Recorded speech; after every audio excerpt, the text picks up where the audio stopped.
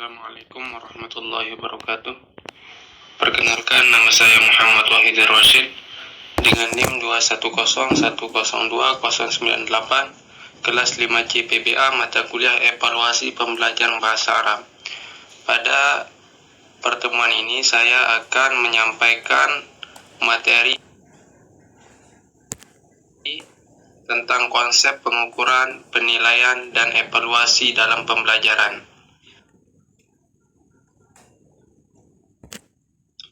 Langsung saja kita ke yang pertama, yaitu konsep pengukuran. Konsep pengukuran dalam bahasa Inggris dikenal dengan kata measurement, yang diartikan sebagai kegiatan yang dilakukan untuk mengukur sesuatu, yakni membandingkan sesuatu dengan yang lain atau dengan kriteria yang lain. Menurut beberapa ahli, itu mengatakan bahwa yang pertama yaitu Dejali dan Puji Muljono 2007 halaman 17 mengatakan bahwa pengukuran bisa diartikan sebagai proses memasangkan fakta-fakta suatu objek dengan fakta-fakta satuan tertentu. Kemudian menurut Endang Purnawati 2008 halaman 4, pengukuran dapat diartikan sebagai kegiatan atau upaya yang dilakukan untuk memberikan angkaan pada suatu gejala atau peristiwa atau benda sehingga hasil pengukuran akan selalu berupa angka. Namun pengukuran dalam bidang pendidikan atau pembelajaran adalah pemberian sejumlah tes kepada siswa untuk mengukur sejauh mana tingkat pencapaian siswa terhadap tujuan yang ditetapkan. Seperti contoh di bawah ini, pemberian skor berdasarkan teknik evaluasinya jika mengacu pada kompetensi inti dalam kurikulum 2013 ada 4 KI yang harus dinilai oleh guru dari siswa sebagai hasil belajar. Tetapi pada intinya teknik evaluasi tersebut dibedakan antara tes dan non-tes.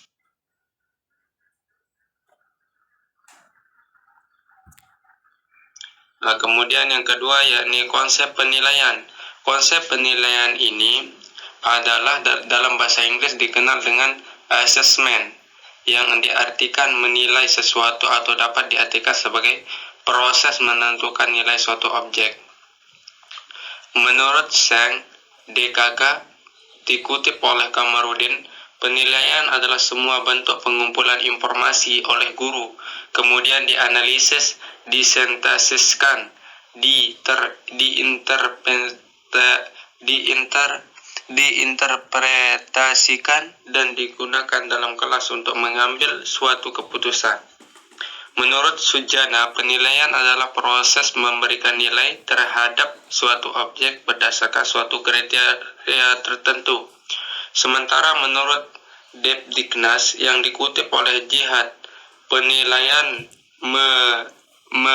merupakan kegiatan yang dilakukan oleh guru untuk memperoleh informasi yang objektif, berkelanjutan, dan menyeluruh tentang proses atau hasil belajar yang telah dicapai oleh siswa, sehingga dapat dijadikan sebagai dasar untuk memberikan perlakuan selanjutnya. Dengan demikian dapat kita simpulkan bahwa penilaian mempunyai arti yang lebih luas daripada pengukuran, karena pengukuran merupakan langkah awal yang perlu diambil dalam pelaksanaan evaluasi pembelajaran. Kemudian yang ketiga, konsep evaluasi secara etimologi. Evaluasi berasal dari bahasa Inggris dengan akar kata flu yang artinya nilai atau harga. Sedangkan secara terminologi, evaluasi didefinisikan secara beragam-agam oleh para ahli sebagai berikut. Menurut Grunlaut, evaluasi dapat didefinisikan sebagai proses sistematis untuk menentukan sejauh mana tujuan pembelajaran telah tercapai oleh siswa. Sedangkan menurut Guy menyatakan bahwa evaluasi adalah proses sistematis dalam mengumpulkan dan menganalisis data untuk menentukan apakah dan sejauh mana tujuan telah atau sedang dicapai. Dari beberapa pendapat di atas, maka dapat disimpulkan bahwa evaluasi adalah suatu proses sistematis dalam mengumpulkan data tentang hasil belajar siswa, sehingga apa yang diharapkan oleh seorang guru itu bisa tercapai.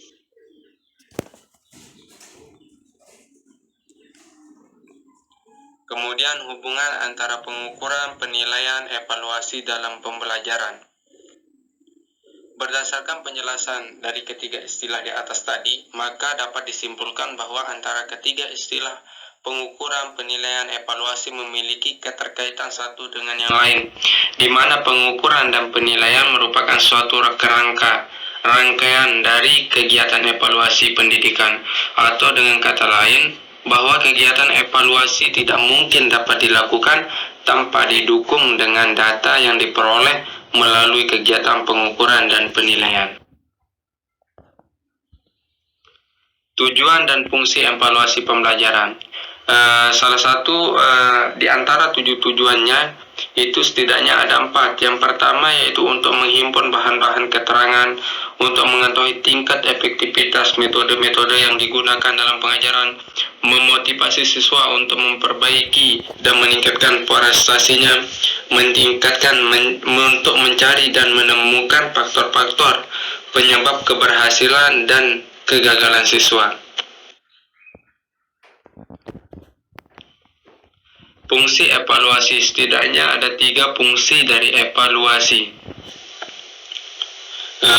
Yang pertama, fungsi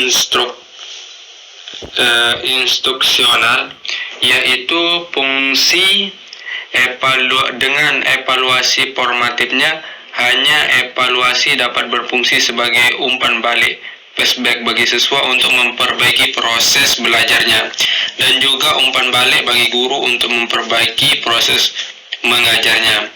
Kemudian fungsi administratif, yaitu hasil evaluasi pembelajaran dapat berfungsi sebagai bahan pemberian laporan kepada orang tua atau pihak-pihak yang berkepentingan. Kemudian yang ketiga yaitu fungsi diagnostik, yaitu hasil evaluasi memiliki fungsi diagnostik, yaitu mengidentifikasi masalah atau kesulitan yang dialami siswa sekaligus berfungsi untuk merencanakan tindak lanjut berupaya-upaya pemecahan masalah dengan masalah atau kesulitan yang telah teridentifikasi. Kemudian selanjutnya ya objek evaluasi hasil pembelajaran. Di antara domain yang paling domain kognitif dibagi menjadi 6, yaitu pengetahuan, pemahaman, penerapan, analisis, sintesis, evaluasi. Kemudian ranah afektif terdiri 5 aspek, yaitu kemauan menerima, menggapai, menjawab, menilai, organisasi, menghayati. Kemudian yang keenam, ranah psikomotorik ada 5 aspek, imitasi, manipulasi, precision. Kemudian prinsip-prinsip evaluasi pembelajaran. Di antaranya adalah objektivitas, komprehensif, transparansi, koherensi, kontinuitas, berkeadilan, diskriminabilitas, akuntabilitas, validitas, dan reliabilitas. Jenis-jenis evaluasi pembelajaran. Setidaknya ada 2 jenis evaluasi pembelajaran, berdasarkan pendekatan dan berdasarkan fungsi. Nah, berdasarkan fungsi ini terbagi menjadi 5, yaitu evaluasi formatif,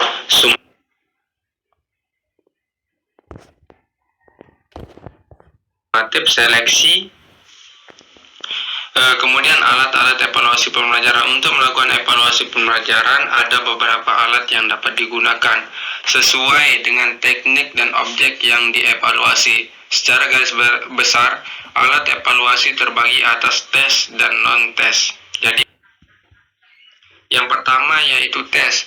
Tes adalah alat ukur yang disusun secara sistematis yang digunakan dalam rangka pengukuran atas kemampuan siswa dalam belajar.